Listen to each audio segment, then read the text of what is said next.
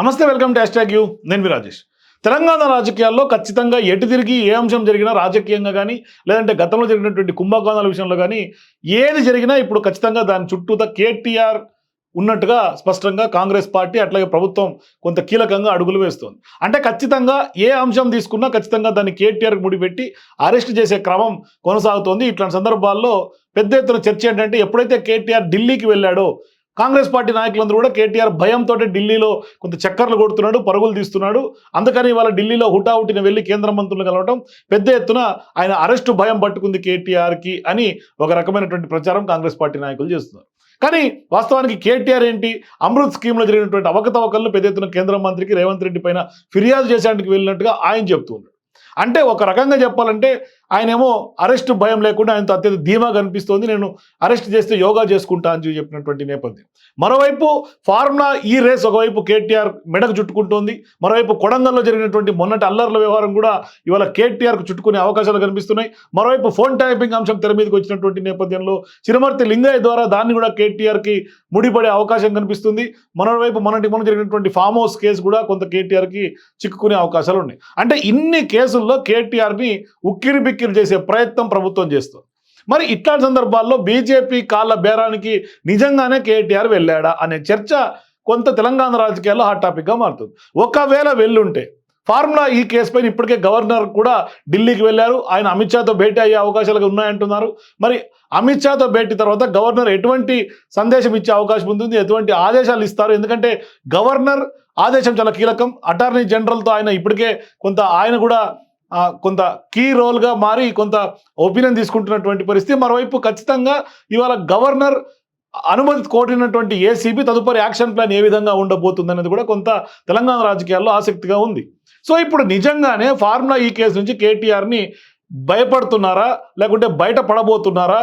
BJP బయటపడేసే అవకాశాలు ఉన్నాయి. అంటే బీజేపీ సహకారంతో కేసు విచారణ నుంచి కేటీఆర్ తప్పించుకోవాలనుకుంటున్నారా?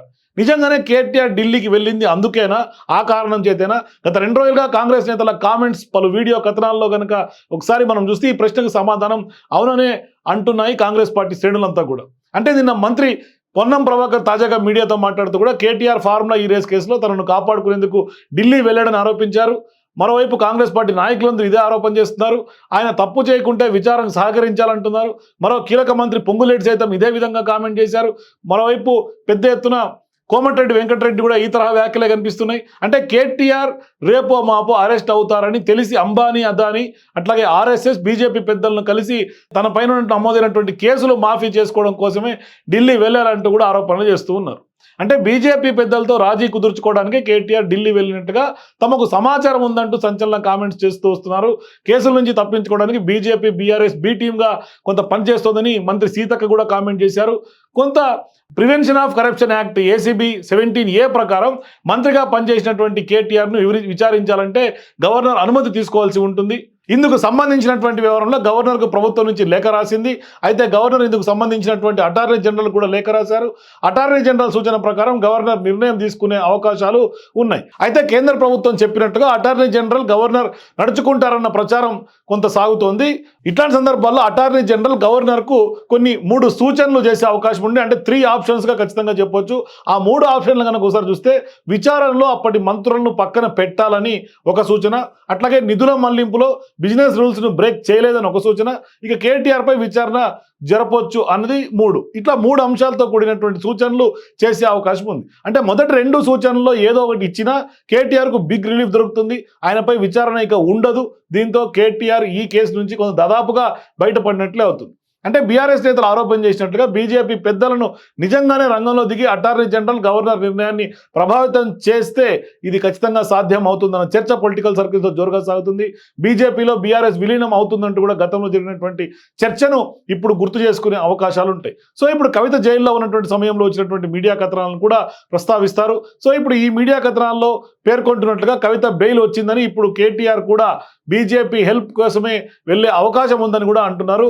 ఇదే జరిగితే జరిగితే బీజేపీలో బీఆర్ఎస్ విలీనం లేదా పొత్తు అంశం మరింత ముందుకు వెళ్లే అవకాశం ఉంటుందన్న చర్చ కూడా సాగుతుంది. అలా కాదని కేటీఆర్ పై విచారణ జరపొచ్చని కనుక అటార్నీ జనరల్ గవర్నర్ కు సూచిస్తే అది కేటీఆర్ కు బీఆర్ఎస్ కు బిగ్ షాక్ ఇచ్చే అవకాశం ఉంది.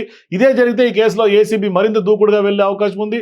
దీంతో కేటీఆర్ దాదాపుగా అరెస్ట్ అయ్యే అవకాశాలు లేకపోలేదు. సో ఖచ్చితంగా ఈ 3 అంశాలు ఇవాళ అటార్నీ జనరల్ గవర్నర్ కి 3 ఆప్షన్స్ లో ఏ ఒక్క ఆప్షన్ చెప్తే మొదటి రెండిట్లో రిలీఫ్ దొరుకుతుంది, 3వ ఆప్షన్ చెప్తే మాత్రం ఖచ్చితంగా కేటీఆర్ అరెస్ట్ తప్పదని మాత్రం స్పష్టంగా చెప్పుకోవచ్చు.